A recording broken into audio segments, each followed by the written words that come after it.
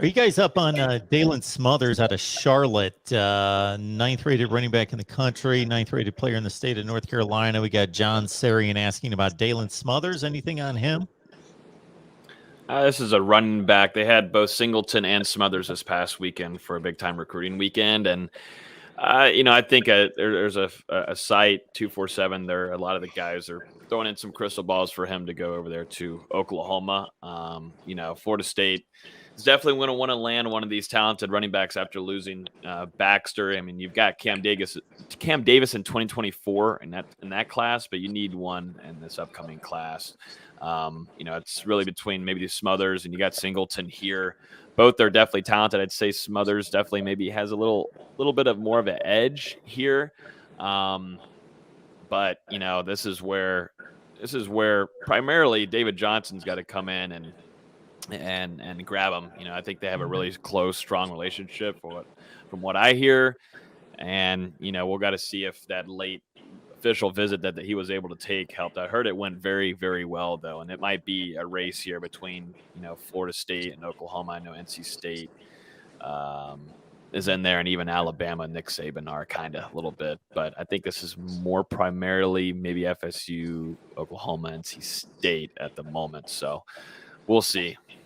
Logan, Florida State got another recruit, obviously. Demarco Ward, three-star linebacker out of Duluth, Georgia, who committed to Florida State the other day. What are your thoughts on him? I think there's got to be some more work to be done in the linebacker room, and this is going to go on to Randy Shannon and what they do with Adam Fuller and the Florida State defense. I think it's a decent pickup. I don't think maybe some Florida State fans are too high on it, maybe not too low, but it's a decent pickup for Florida State's defense and on that line in the linebacker room, which they're going to want to build a lot better. I know you've got Raylan Wilson, who is at Lincoln.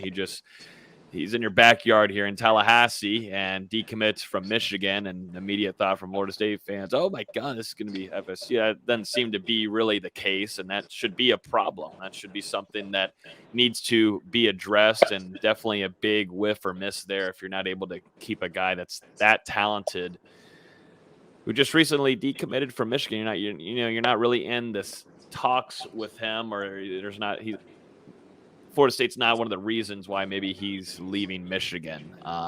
Florida State still has to do a lot here in the linebacker room, and it helps with grabbing Ward, but you want to bring in some guys that can come and play at an immediate impact. And because if you're looking at Florida State's linebacker room right now, it's kind of pretty worrisome heading into next year after losing a lot of veterans. Tatum Bethune, you've got Amari Gaynor. You're kind of struggling here a little bit. It depends on what Deloach could do. What does Deloach want to do after having a pretty surprising year last year and now having a true first, starting year for Deloach? How does that work? And I don't know. It's a lot of question marks in that linebacker room heading into the 2023 class.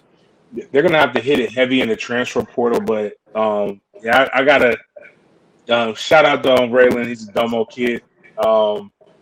Florida State's not out of it. There's a chance. You got to work though. You got to win. You got to be able to show a true plan. That not only can he come in and play early, but can play effectively. And I think Randy Shannon obviously is one of those guys that can show what he's done in the past and things of that nature. So, but yeah, that I think. The linebacker is more of a body type, and maybe they'll take an approach like what they did with the offensive line. So when you think about some of the offensive line that were recruited, the 3 stars, they were more the prototypical length and size, needed to gain weight, needed to fill them out, more of a project. I think they're going to try to sign a big class, or relatively big class, at the linebacker position when it's all said and done. And it's the guys that you just hope you could throw numbers at, and that they will eventually be good enough. But I don't. That's not a guy. As a kid, if he has a good season this year, I think people will be pleased with it. But he's definitely not a guy that we're gonna all just be like, oh wow, yeah, this is somebody that we just had to have.